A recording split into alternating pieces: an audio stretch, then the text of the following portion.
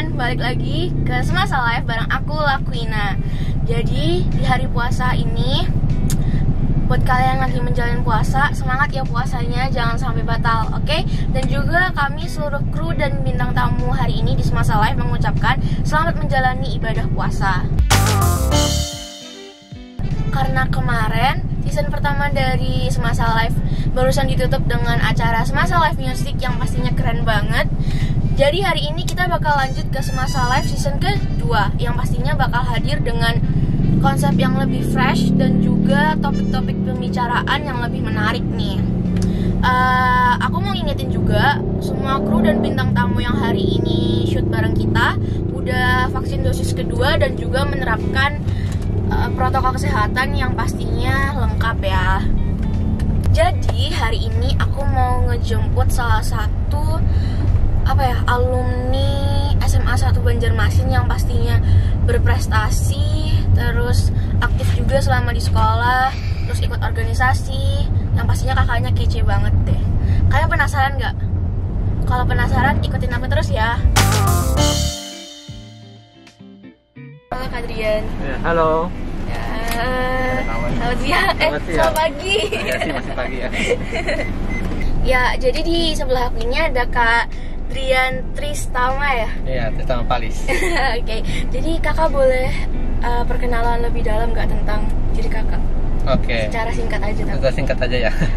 Oke, perkenalkan nama aku Drian Tristama Palis, dari Semasa juga, alumni tahun 2021 dan sekarang semester 2 di Fakultas Hukum Universitas Indonesia. UI ya berarti ya? Keren banget dong, hukum lagi ya? Iya. Kalau nggak salah masuknya jalur SNM juga ya? Iya, SNMPTN tahun lalu. Berarti kalian pinter dong? Enggak gitu. Ya, dapat dikatakan ya gitu. Gak mau ngambung diri gitu. Oke. Kan kakak udah semester 2 kayak gitu ya.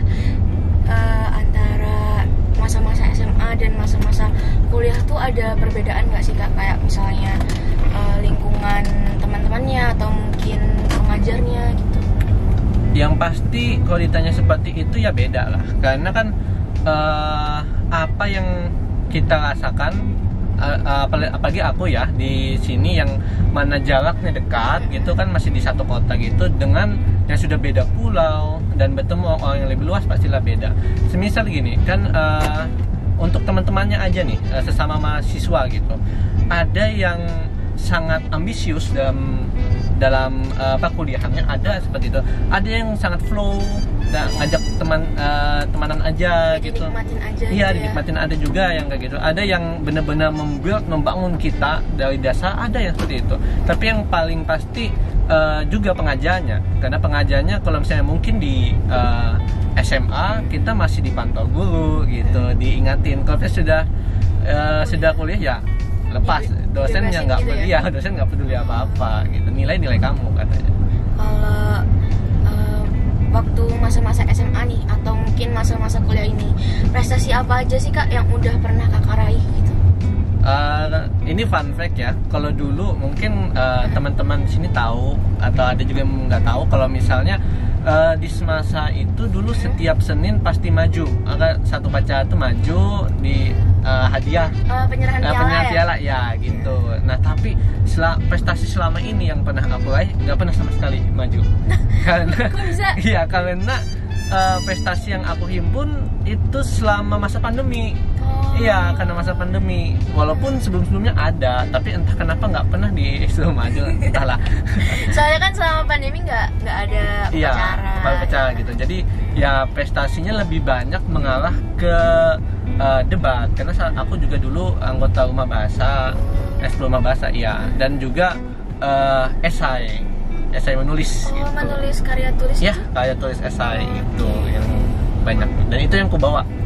Berarti kakak suka kayak hal-hal yang berbau menulis, bicara gitu? Menulis, bicara, ya karena aku merasa memang di situ kemampuanku. Oke, kalau misalnya kakak kan ini masuk kuliah ya kak, skill dasar apa sih yang harus dipunyai mahasiswa hukum gitu? Skill dasarnya ya? Iya.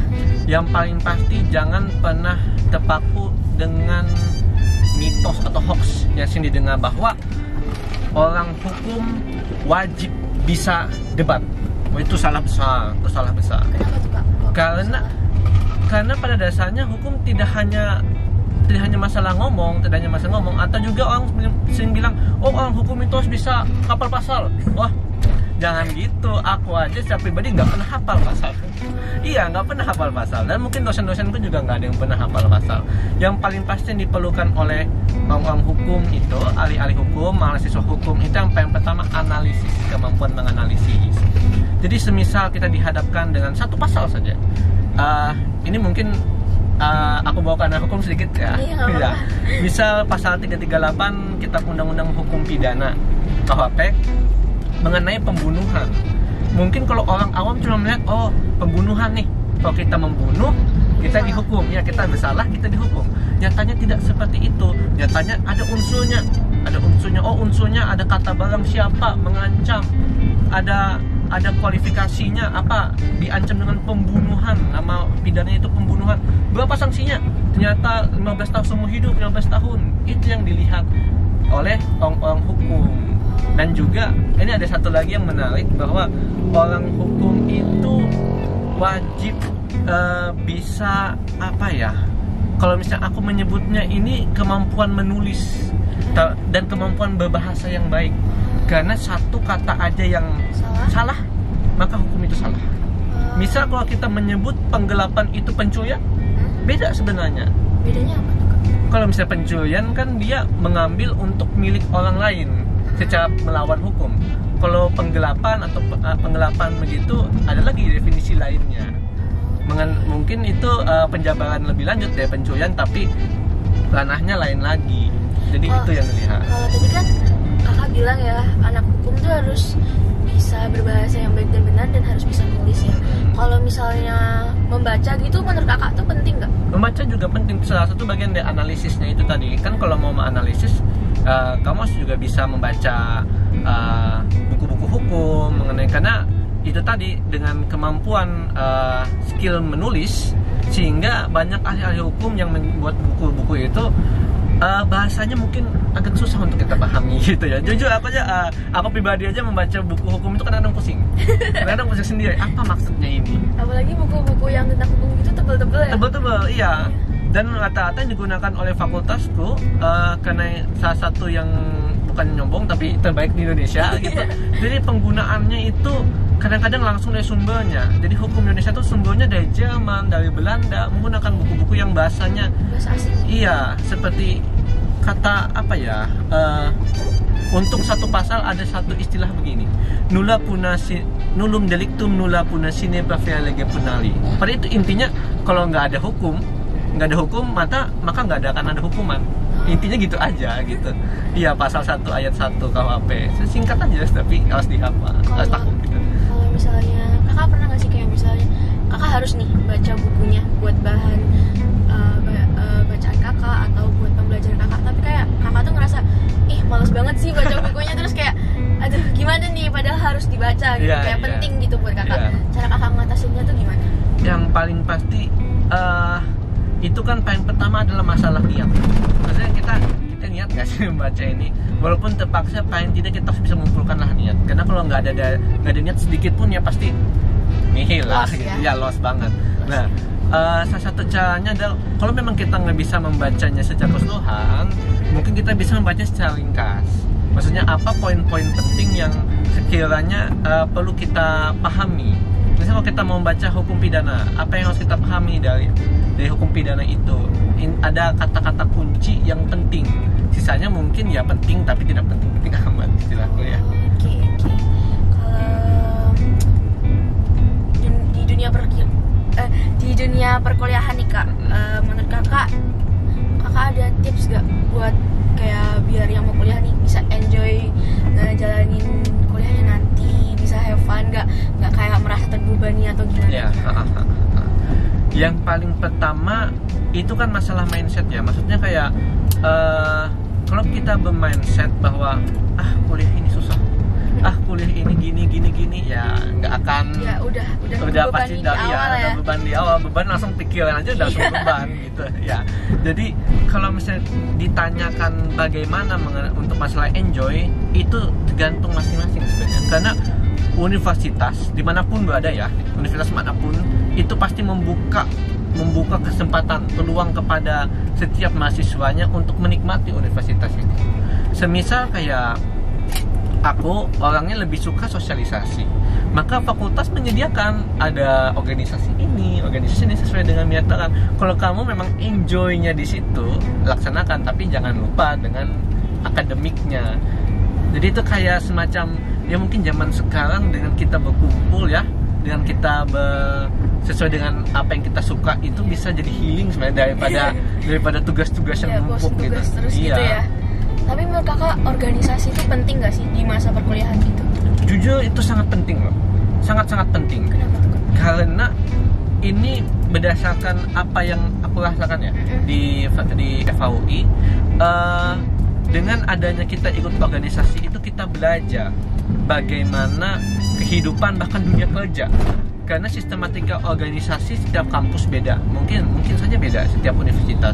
Dan FHUI menggunakan sistem yang menurutku sangat-sangat menunjukkan itu corporate, perusahaan. Jadi kalau misalnya kamu sudah terbiasa dengan cara kerja mereka, malah kalau kamu mau ke perusahaan-perusahaan besar di Jakarta sana, it's okay gitu. Dan juga yang paling pasti daripada organisasi itu adalah relasi. Ya, kayak teman, banyak kenalan punya gitu relasi ya, bukan hanya kepada teman, tapi juga alumni, abang mbak. Kami nyebutnya abang mbak untuk alumni. Abang mbak, seperti contoh waktu aku penerimaan mahasiswa semacam MOS mungkin ya, kalau misalnya zaman SMA atau MOS atau DKS gitu, itu pembicaranya aja semua alumni dan tidak ada yang kaleng-kaleng. Contoh Najwa Shihab, contoh Prof. Jimli, ketua MK pertama, contoh siapa banyak banget yang orang ahli, dan itu semua dia hanya karena kalau kita sudah punya relasi, kita bisa mungkin bisa mencek kerjaan pun juga bisa gitu. Enak sekali. Terus kan di masa-masa SMA gitu kelas 12 ya. Iya. Kakak itu pernah nggak sih kak kayak ngerasain bingung milih jurusan gitu, atau ini bagusnya di mana ya, apalagi kan tuntutan orang tua maunya gini gitu ya. Kakak punya tips gak buat adik-adiknya gitu, kayak cara untuk menentukan jurusan mana sih yang cocok buat mereka gitu? Iya benar. Ini kalau boleh cerita sedikit ya. Aku memilih FHUI ini hamin berapa bulan sebelum SNMPTN. Iya, enggak hamin sebulan. Ya, aku nggak pernah terbesit sekalipun memilih FHUI. Nggak ada persiapan. Nanti nilai aku ini harus bagus. Kalau misalnya mempersiapkan saat sudah kepikiran. Berarti hamin 1 baru kepikiran nilai aku ini. Hamin berapa bulan? Hamin sebulan kalau nggak salah, hamin sebulan. Iya. Jadi dari dulu aku nggak begitu pede. Aku mau masuk mana. Jadi dari dulu kalau misalnya tanya, Yan mau masuk mana? Guru gitu, ngomongnya guru gitu, atau dosen gitu. Karena memang kayaknya di pikiran aku cuma kayaknya itu aja deh jadi gitu. Jadi pengajar gitu. Tapi lama kelamaan aku sadar kayak kayaknya bisa sih kalau misalnya mencoba di tempat lain gitu. Maka dari situ aku mulai tanya-tanya kepada alumni semasa, alumni ya banyak, yang penting dari Banjarmasin ke Universitas Indonesia, tanya-tanya gitu, dan jadi yakin, jadi pilihan pertama waktu ya pilih FHUI. Dan untuk kepada adik-adik yang lain, yang paling pasti lihat dulu kemampuan sih. Karena aku kan tahu kalau misalnya kemampuanku itu di menulis dan membaca. Maka apa sih yang berkaitan? Mungkin semua jurusan berkaitan sih, membaca dan cocok gitu ya. Iya, tapi aku merasa kayaknya kalau aku dan aku juga sadar bahwa aku tuh suka membahas isu-isu politik, isu-isu hukum di Indonesia. Jadi melihat itu kayaknya bisa sih, kayaknya bisa sih kalau misalnya aku pilih FHUI. Nah, sesuaikan dengan minat dan bakat. Lalu juga kalau misalnya dipaksa orang tua ya tadi ya. Iya. Nah itu juga aku alami karena orang tua aku nggak mau aku di FAUI juga. Kenapa tuh? Karena nggak tahu sih kenapa. Mungkin karena nggak jauh dari orang tua enggak juga, tapi karena melihat keberhasilan kakak kandung itu di kedinasan gitu kan, kedinasan istilahnya lebih pasti gitu ya, Iya, jadi pasti dapat kerjanya ya. lebih pasti dapat kerja dan orang tua mau begitu, tapi aku sampai pribadi enggak aku memang nggak ada minat di situ, dan aku yakinkan bahwa aku di FAUI bisa gitu, dan ini usaha aku sedang membuktikannya. Jadi orang tua tuh masih pasti paham lah dengan kondisi kita, apa yang kita inginkan. Orang tua walaupun mereka punya pilihannya, tapi dengan cara kita punya cara gitu untuk membujuknya, mungkin untuk meyakinkan, dan kalau sudah masuk ya orang tua bakal dukung juga. Iya, ya, pasti kalau akan udah dukung, intinya kayak dukung. udah kejadian gitu ya. Betul. Kayak yang Kak Dian bilang tadi ya, Kakak kan masuk FAUI jalur SNM nih Kak. Ya, Menurut Kakak persiapan apa aja sih Kak yang harus dipersiapin buat anak-anak yang kelas 12 atau mungkin dari kelas 11 atau 10 gitu untuk masuk SNMPTN nanti, masuk kuliah jalur SNM. Oke. Ini sebelumnya aku kasih tahu kalau saya nggak tahu ya apakah zamannya aku, tahunnya aku itu akan sama dengan apakah sama dengan tahun ini dan tahun depannya lagi gitu. Tapi kayaknya sih nggak ada bedanya gitu ya. Oh ya, mengenai tadi kayaknya untuk kelas 12 kayaknya sudah nggak perlu saat ini, karena kan soalnya sudah siap-siapnya dari jauh hari ya. Jadi ini pastinya untuk kelas 10 dan 11 gitu. Nah, paling pertama adalah seperti kita tahu SNMPTN itu kan berdasarkan nilai raport 5 semester dari kelas 10 semester 1 sampai kelas 12 semester 1. Nah, dan juga yang dinilai cuma 6 mata pelajaran, iya, bahasa Indonesia, bahasa Inggris, matematika dan lain sebagainya, dan peminatan sesuai apakah dia IPA atau IPS ya gitu.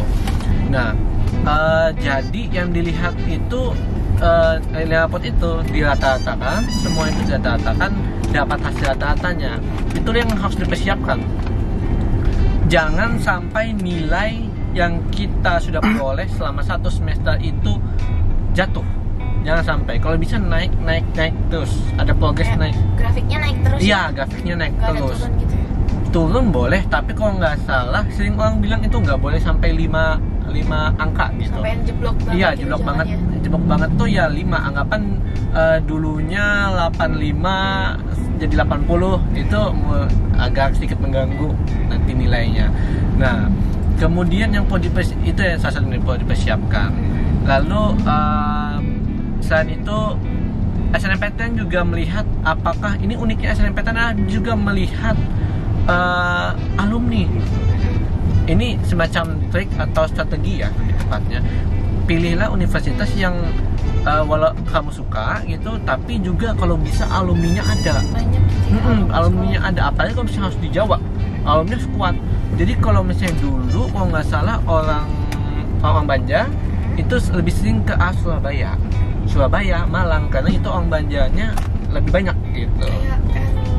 Ya, Erlangga, Brawijaya itu banyak, dan teman-teman aku ada yang masuk itu kok.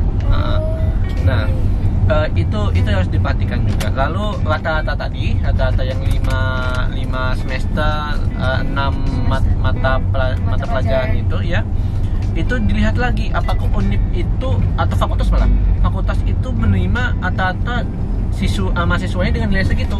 Misal gini, FAUI nerimanya rata-rata nilai itu 85, nilaiku 83, ya pasti kan ya dapat dipertimbangkan itu tidak lulus gitu, walaupun masih nggak ada pasti sih sebenarnya.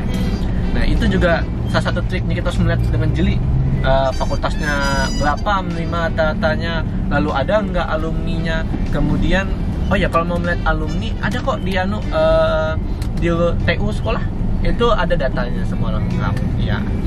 Lalu yang salah satu juga yang penting itu adalah SNMPTN menerima prestasi. Jadi sertifikat lomba, lomba sih yang utama, lomba, dan pastinya harus juara.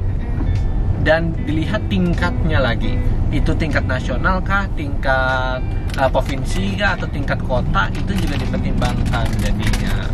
Nah itu jadinya kalau kita mau persiapkan nilai, persiapkan mental juga pasti sih, persiapkan mental, persiapkan jurusan mau kemana, dan persiapkan raport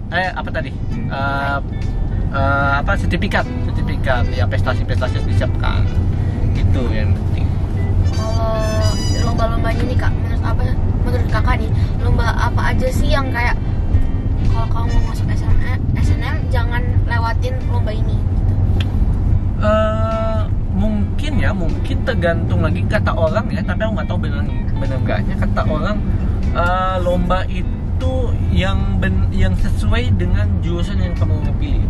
Semisal lakuinnya IPS IPA. Nah, lakuinnya misal mau jadi dokter misalnya kan, mau jadi dokter melalui SNMPTN, maka pilihlah lomba yang sesuai dengan apa yang kamu mau. Misalnya olimpiade biologi ya misalnya gitu, yang sesuai lomba-lomba biologi misalnya gitu. Kadang-kadang teman-teman ada yang sudah berprestasi nih, tapi dia ikut lombanya tuh yang nggak sesuai dengan jurusannya. Iya, katanya itu juga berpengaruh sih. Terus hati-hati sebenarnya sih. Berarti harus jeli ya? Harus jeli banget. Nah kalau tadi kan faktor yang istilahnya membantu kita buat lulus ya Kak. Kalau misalnya menurut Kakak nih, faktor apa aja sih yang bisa mempersulit kita buat nanti SNM gitu? Faktor yang mempersulit? Ya. Oke. Yang paling pasti sih yang mempersulit itu kadang-kadang justru kita sendiri. Kenapa kita nggak mempersiapkannya dari lama? Gitu. Karena SNMPTN itu kan menghargai perjuangan kita yang sudah kita buat 3 tahun di sekolah. Ya. Beda dengan SB adalah perjuangan kita yang dimana kita nulis itu, yang dimana kita ujian itu, itulah perjuangan kita. Tapi SN itu menghargai perjuangan kita selama 3 tahun di sekolah. Nah 3 tahun itulah yang harus kita manfaatkan dengan benar. Jujur sebenarnya aku memikirkan ikut lomba itu nggak pernah ada keinginan aku akan SN nanti ke depannya. Enggak, cuma memang itu yang mau aku lakukan gitu. Ternyata sesuai arahnya gitu. Sesuai arahnya itu ternyata penting juga untuk SN gitu. Walaupun dulunya nggak pernah mikir, ternyata oh ya penting ya gitu. Nah dari diri sendiri, persiapkan diri, persiapkan juga mental. Kadang-kadang orang mental itu masa kayak ada yang mental gini loh, aneh. SN juga pasti masuk katanya. Nilaiku aman, ternyata dia nggak memperhatikan, kan? Nggak memperhatikan sertifikatnya. Jadi mentalnya sudah ambung tinggi. Ada juga yang mentalnya, aduh aku nggak percaya diri, nggak bisa masuk. Lulus gitu ya? Iya, tiba-tiba lulus kan jadi hektik sendiri gitu. Ya kan kadang kita nggak tahu lawan kita gimana gitu. Ya betul. SNPTN itu jujur kata orang ya, atau berdasarkan survei gitu, untuk fakultas itu sendiri itu anggapan ada 60 bangku untuk 1 orang. Iya, perbandingan 60:1. Jadi ada anggapan ada berapa ratus orang, ada 1000 misalnya milih, yang dicari cuma 60 kalau SN. Anggapan 1000 aja cuma 60 yang dicari ya. Jadi anggapan bangku yang kita duduki itu, jatah yang kita punya itu sama dengan setara berapa orang gitu, jadi hitungannya. Dan itu yang maka orang bilang SNMPTN itu terlalu ya jangan tapi tricky, jangan tapi diharap lah gitu, tapi diharap. Itulah banyak sih faktor kegagalannya juga. Dukungan orang tua juga penting sebenarnya. Kuat-kuat iman juga. Kuat-kuat doa ya. Iya, kuat-kuat doa, semoga biar dibantu sama Tuhan ya. Iya, itu pasti sih. Ya begitu. Selama kakak kuliah nih Kak, menurut Kakak fasilitas dari sekolah apa sih Kak yang paling menarik buat Kakak? Jujur saat ini aku belum pernah ke sana. Tapi mendengar kisah orang dan ada beberapa yang aku merasa itu sangat-sangat membantu. Jujur sangat-sangat membantu. Ini yang paling pertama yang aku rasakan dulu ya. Yang paling pertama aku rasakan dengan bukan akun sih. Akun email kita. Misalnya aku ada Dian Palis UI gitu, anggapan gitu, punya mahasiswa pribadi. Kamu bisa akses Canva Pro, bisa akses Microsoft Word dengan gratis 365, lalu banyak lagi yang ditawarkan gitu. Fasilitas-fasilitas itu untuk menunjang pelajaran, dan masih banyak lagi sebenarnya. KTM, kartu tanda mahasiswa, itu dapat digunakan sebagai alat pembayaran elektronik. Jadi kalau kamu mau naik kayak e-money gitu ya? Ya, kalau misalnya kamu mau naik Transjakarta, pakai itu katanya bisa.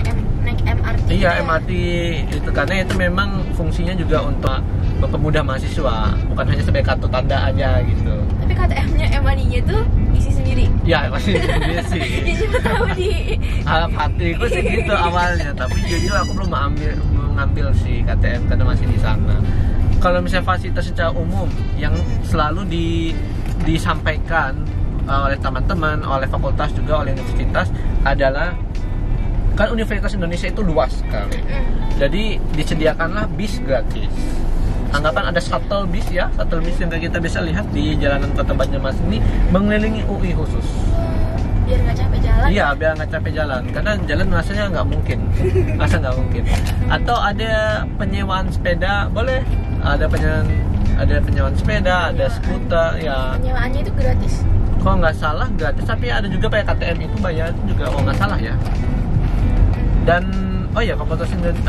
Universitas Indonesia juga punya kolam renang gelora gitu. Kayak SKP mungkin ya istilahnya di sini. Ada stadion sendiri, ada kolam renang, ada kolam renang pribadi gitu, fasilitas olahraga intinya. Dan juga masih banyak lagi lah, kalau misalnya disebut satu-satu ya bingung. Gitu. Menarik banget ya. Iya. Universitasnya ya, banyak banget fasilitasnya. Oke. Kalau menurut kakak nih, kan biaya hidup di Jakarta, di Depok ya? Ya, Depok. Di Depok sama di Banjarmasin kan kayaknya beda ya, soalnya beda pulau, terus UMR-nya juga beda. Menurut kakak nanti bakal ada perbedaan signifikan gak tuh biaya hidupnya? Yang paling pasti ya, itu pasti bahwa akan terjadi perbedaan. Kalau kita kan di sini, aku secara online gitu, cuma Zoom, bahkan Zoom itu gratis, nggak ada, cuma tinggal masuk belajar gitu istilahnya. Yang bayar cuma UKT-nya, kalau misalnya kita secara kasar ya nyebutnya ya. Itu aja yang anggapan biaya untuk UI untuk UI, khusus untuk UI-nya aja, tapi yang lain kan pasti banyak. Nah, tapi kalau misalnya sudah ke Depoknya itu pasti kan biaya makan, biaya kos-kosan. Iya, kata teman-teman yang sudah pernah ke sana sih, itu tergantung, dan aku percaya ini tergantung bagaimana gaya hidup kita. Kalau kalian ikut yang hype, yang orang-orang yang sukanya party gitu ya, yang nggak akan bisa, yang namanya hemat tuh nggak ada. Lalu bisa juga katanya dengan UMR juga cukup. Bahkan ada yang bilang gitu, itu berarti kita memang bijaksana. Tinggal bagaimana kita menyikapinya. Walaupun ya memang sih banyak teman-teman yang mungkin ngajak untuk happy, untuk party gitu ya, pasti banyak lah. Tapi ya itu kita bagaimana mengaturnya. Jadi balik ke diri kita sendiri ya. Betul. Gimana mau kita yang nentuin sendiri juga ya. Pengaturan keuangannya itu kan kalau kita sudah di tempat orang lain, kita berdiri kaki sendiri lah, mandiri gitu. Oke kak, last question ya ini, habis itu kita main game. Oke. Target kakak nih di jangka pendek ini apa sih yang mau kakak raih di dekat-dekat ini? Yang paling pasti dalam jangka pendek ini mempertahankan nilai. Bagaimana mempertahankan nilai itu biar tetap baik, IPK-nya tetap naik, bahkan kalau bisa walaupun nggak bisa, yang penting nggak turun lah gitu istilahnya. Stabil gitu ya stabil kalau bisa naik gitu. Karena ya semakin naik semester ya semakin susah untuk mempertahankannya ini karena banyak halangan dan rintangan gitu. Lalu aku juga punya keinginan gitu untuk ikut lomba. Dan coba-coba ikut lomba dalam hal penulisan juga, esai atau karya tulis yang lain. Dan itu juga pasti didukung oleh ada komunitas di fakultas itu sendiri, jadi jauh lebih enak gitu istilahnya. Nggak, kalau ya dosen nggak akan membimbing seperti guru seperti dulu Bapak Yusuf membimbing aku, tapi jadi sekarang orang kayak cutting gitu yang bimbing. Nah itu dua itu, dan terakhir aku ingin bisa menulis semacam artikel. Jadi di FHUI itu banyak teman-teman yang sudah kayak angkatan aku yang tulisannya baik itu opini, baik itu secara kayak tulis ilmiah, yang ilmiah itu masuk ke anggapan Kompas tuh, ke Kumpangan, ke koran-koran yang kredibelnya tinggi, dan itu membawa namanya naik kredibilitas gitu. Dan aku punya target, mungkin dalam beberapa bulan ke depan sudah mulai memikirkan bagaimana bisa seperti itu, mulai tanya-tanya itu secara jangka pendek.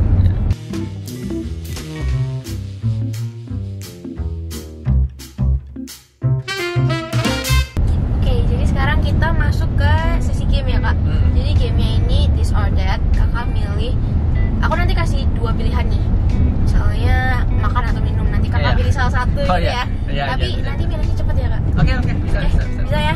Bisa. Kita mulai ya. Iya. Oke. Kakak pilih debat atau olimpiade? Debat. Kenapa tuh debat? Karena itu memang diriku untuk diriku suka untuk ngomong, suka menyampaikan opini daripada olimpiade. Sukanya menyampaikan opini ya. Dan memang kayaknya aku memang sudah terlatih gitu lah. Terus yang kedua nih, circle SMA atau circle perkuliahan? Sampai sejauh ini, sampai sejauh ini masih SMA sih. Kenapa tuh? Karena kalau misalnya di kuliah kan belum ketemu. Iya sih, belum. Simpelnya gitu. Masih online. Iya, online semua ya. Iya, online, jadi nggak tahu gimana mereka belum tahu orang ini gimana. Jadi ya SMA aja dulu. Oke. Yang ketiga nih. Waduh, kayaknya ini berat nih. Debat atau menulis karya tulis ilmiah? Aduh, susah. Oke. Untuk saat ini kayaknya aku akan milih nulis. Kenapa tuh nulis? Karena kayaknya lebih gampangan di situ sih. Karena debat memang ya bukan hanya suka tapi emosi juga akan kebawa. Iya, sangat-sangat menguras emosi lah kadang-kadang debat itu. Apalagi kalau mulai panas sudah mulai panas ya pasti naik terus nada. Dan itu kadang-kadang capek sih. Walaupun asik juga asik. Tapi kayaknya mulai belakangannya aku mulai ya udah langsung saja gitu. Oke, pertanyaan keempat nih kak. Kakak milih belajar sendiri atau belajar bareng teman? Belajar sendiri. Why? Kenapa? Karena aku nggak tahu apakah yang aku pelajarin dari teman-teman itu bisa aku pahami, juga sebaliknya apakah mereka paham kalau misalnya aku ajarin. Justru dulu gitu, kayak misalnya sama SMA dia nanya, Yan ini apa maksudnya, dijelasin, kok makin nggak paham. Daripada gitu ya lebih baik belajar sendiri gitu. Ya, kata-katanya belibet ya. Iya, belibet ya. Jadinya. Kadang kan kalau belajar bareng teman juga kebanyakan bercandanya ya. Iya. Serius belajar gitu ya. Walaupun ya kadang-kadang asik sih gitu. Oke, buat have fun ya, buat asik. Buat apa ya, isi waktu luang gitu ya. Oke, pertanyaan ke 5. Kakak milih hukum perdata atau hukum pidana? Hukum pidana. Kenapa? Dan itu akan jadi pilihanku, peminatanku untuk semester ke depan lagi. Semoga kalau misalnya tetap konsisten gitu, pidana. Nah, kenapa pidana? Karena melalui hukum pidana aku benar-benar merasa gitu, kalau misalnya itulah hukum yang kita kenal, hukum yang selama ini orang awam kenal, yaitu hukum yang memiliki sanksi tegas, sanksi yang memaksa. Kita tahu itu dan mempelajarinya itu dan memang benar-benar asik menurut aku sih. Kalau aku pribadi merasa itu asik untuk dipelajari dan memang membuat aku nyaman di situ mempelajari bagaimana masalah pemidanaan mengurung, bagaimana masalah penjara gitu, bagaimana bahkan masalah hal-hal seperti keadilan, korupsi, hukum HAM, hak asasi manusia, itu semua itu ranahnya pidana, kena semua di situ. Kalau hukum perdata itu yang kayak gimana sih? Hukum perdata itu hukum yang kayak mengatur hubungan antar orang ke orang. Jadi kalau misalnya kamu mau buat perjanjian perjanjian dagang, perjanjian jual beli gitu istilahnya, itu pakai hukum perdata, ada aturannya, ada aturan hukum perdatanya sendiri. Itu bukunya beda, kitabnya juga beda. Kalau hukum perdata itu misalnya berarti nggak ada hukum yang benar-benar tertulis gitu kayak masa penjaranya berapa. Enggak. Iya, itu spesialnya dan sangat menariknya hukum pidana adalah cuma hukum pidana yang punya sanksi seperti itu, sanksi penjara, kurungan, dan juga denda. Itu cuma bisa kita dapat di hukum pidana. Oke. Lanjut ya, pertanyaan ke-6. Perpustakaan kampus atau danau kampus? Kan ada tuh danau UI dengan berbagai apa ya? Ya, mitos-mitosnya, berbagai cerita-cerita yang bisa dibilang antara misterius dan menarik ya.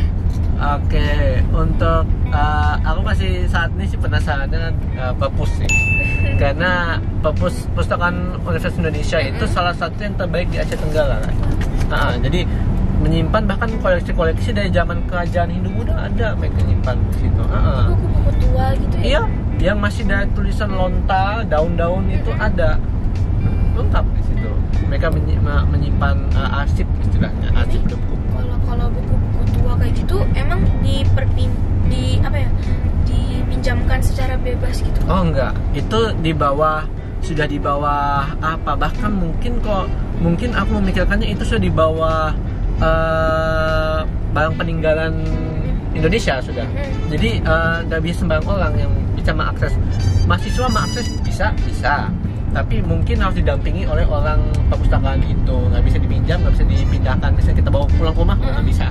Kalau buku-buku biasa sih masih bisa. Oke. Pertanyaan ke-7. Kuliah tatap muka atau kuliah online? Tatap muka dong. Kenapa tuh? Karena jujur 50% aku bisa nggak paham dengan online ya. Entah mungkin karena masalah jaringan kah, masa teknis gitu, masa teknis misalnya jaringan atau laptop kita ngelak atau gimana, itu kan menghalangi. Dan juga kadang-kadang masa nggak sih kayak feel-nya tuh nggak dapat. Iya, kadang juga kalau di rumah tuh ada gangguan dari sana sini. Iya, kadang-kadang ngantuk. Iya, kan? Kadang bosen. Kalau di sekolah kan kalau misalnya ngantuk atau bosen kadang ada temen kan, masih kayak ada temen masih bisa masuk gitu ya. Masih bisa masuk kalau ya. Ada feel-nya lah, banyak feel-nya kalau kita terus buka. Nanti nih kalau kakak udah lulus kuliah, kakak pilih langsung kerja atau lanjut S2? Ada susah. Ini jujur sangat pertimbangan karena aku masih nggak tahu masa depanku ini kemana. Kalau jujur mungkin aku akan berkata akan bekerja, tapi nggak tahu mau milih apa kerjaan karena ada dua yang terus membuat aku dua pekerjaan, dua profesi membuat aku terus mikir terus gitu. Kayak yang ini takut ini, yang ini takut itu. Lebih ke arah yang satu ingin juga. Bingung ya? Iya, jadi bingung ya? Mau pilih yang mana. Oke. Kalau lanjut S2-nya gimana? Lanjut S2 mungkin setelah kerja itu ada kesempatan. Pasti ada kesempatan. Ada kesempatan. Semisal nih dari dua ini salah satu yang aku pilih bisa dosen. Dosen pasti harus S2 paling enggak. Apalagi kalau misalnya ngambil dosen di Fakultas Hukum UI, alma materku sekarang, ya harus S2 paling enggak.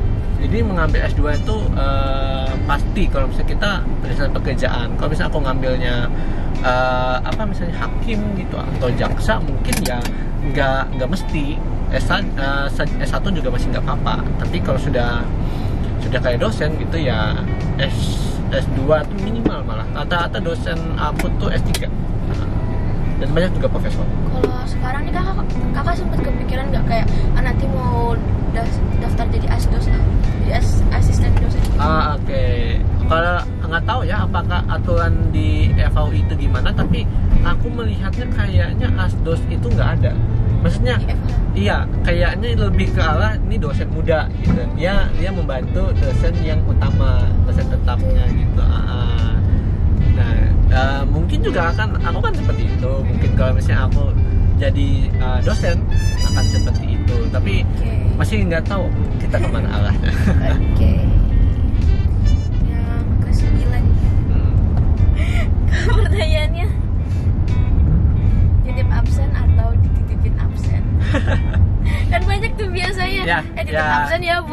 apa buat mata kuliah ini buat Iya, biasanya kan gara-gara dosennya agak gimana gitu ya, atau mungkin topik pembelajarannya agak membosankan gitu ya. betul.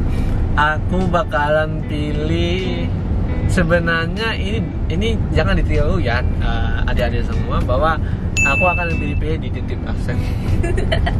Ya karena apa ya, mungkin nggak tega aja sama teman. Iya. Kasian ya. Ya kasihan mereka, asa kasihan aja gitu sebenarnya, asa iba aja gitu. Oke, yang ke-10. Kakak milih belajar 24 jam atau belajar santai? Belajar santai. Jujur saat ini hari ini aku sudah terlalu banyak menghabiskan waktu untuk belajar, karena besok dan minggu depan itu sudah masuk ujian tengah semester. Ya, UTS. Jadi ada materi-materi yang memang harus dirapikan lagi. Aku nyebutnya merapikan karena ada catatannya yang nggak rapi gitu istilahnya. Catatannya masih belum rapi, dan itu juga sekaligus cara aku belajar. Nah, dan aku ngerjainnya itu cuma tidur paling 3 jam. Dan itu sangat melelahkan, ya. Apa nggak pusing tuh Kak pas bangun? Hampir ya. Hampir. Tapi syukurnya tadi nggak tahu besok malam. Nah, jadi itu lebih baik aku belajarnya santai aja lah gitu. Tapi kadang-kadang ya, ini jangan ditiru juga, aku kebablasan santai. Jadi santai aja, ternyata sudah itu ini sudah ya? Deadline ini. Iya. Deadline. Jadi malah hektik sendiri, capek bisa itu ya buat reminder gitu iya, ya. Dibuat reminder gitu ya, biar nggak kebablasan ya santainya. Ya, betul. Oke. Yang ke-11. Matematika atau fisika? Matematika lah. Kenapa nggak fisika? Kenapa nggak fisika? Ngitung fisika aja nggak bisa.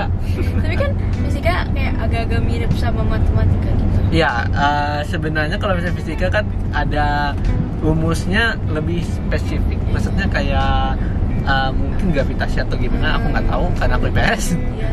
Ya, kalau matematika mungkin dasar-dasar secara IPS, sebagai orang IPS aku masih bisa paham. Terlebih ya, uniknya hukum ada menghitung. Iya, hitung. Jadi kalau mengenai hukum warisan itu dihitung pembagiannya. Nah, itu matematika semua itu. Iya, matematika semua. Kayak misalnya anak pertama dapat berapa persen? Iya, anak pertama dapat persen. Misalnya istrinya dapat berapa, anaknya dapat berapa. Itu baru waris umum. Waris ada lagi adat. Waris ada lagi agama. Misalnya waris Islam. Misalnya agama Islam menetapkan berapa persen nih. Itu juga harus dipelajari, dihitung lagi. Banyak jadi, ya berarti? Iya, jadi doakan semoga baik-baik aja. Jujur aku menghitung nggak begitu suka, lebih nggak begitu suka. Oke, berarti kakak sukanya baca ya? Baca, mengingat, diskusi gitu sih. Ini pilihan yang terakhir nih kak. Kakak pilih pantai atau gunung? Gunung. Kenapa? Kalau gunung, entah kenapa aku merasa, apalagi aku sering naik gunung ya, nggak begitu jauh juga dari Banjarmasin. Merasa aja feelnya lebih sejuk, lebih adem, ya, melihat pemandangannya, melihat dataran luas di atas kan, melihat bawah itu hal yang ya enak gitu, apalagi hijau-hijau gitu kan ya. Kayak terbayar ya pas udah nyampe. Iya, pas sudah di atas itu terbayar, dan aduh enak banget gitu, angin sepoi-sepoi. Anggap kalau kita di daerah sini di mana dekat ya Tahuran gitu ya, di Tahuran itu ya, melihat di atas itu pemandangan kota Banjarbaru hijau, adem, pebukitan ya, semuanya aduh, itu yang membuat aku kalau sudah capek banget, healingnya mungkin di situ sih. Kalau pantai kenapa nggak istilahnya kurang suka atau nggak memilih pantai? Kenapa nggak milih? Mungkin karena pantai bukan karena pemandangannya, mungkin karena kalau pemandangannya aku akan secara subjektif bilang, karena di Banjarmasin pantai, di Kalimantan Selatan pantai nggak ada yang begitu bagus. Agak coklat ya, kita lihat sendiri, bukan aku menyambati Kalimantan Selatan, tidak, tapi itu fakta. Rata-rata seperti itu yang aku lihat, nggak seperti yang kayak kita lihat di film-film kan, kayak biru, wah gitu. Jadi aku nggak begitu suka secara pemandangan, dan juga yang paling pasti pantai itu panas.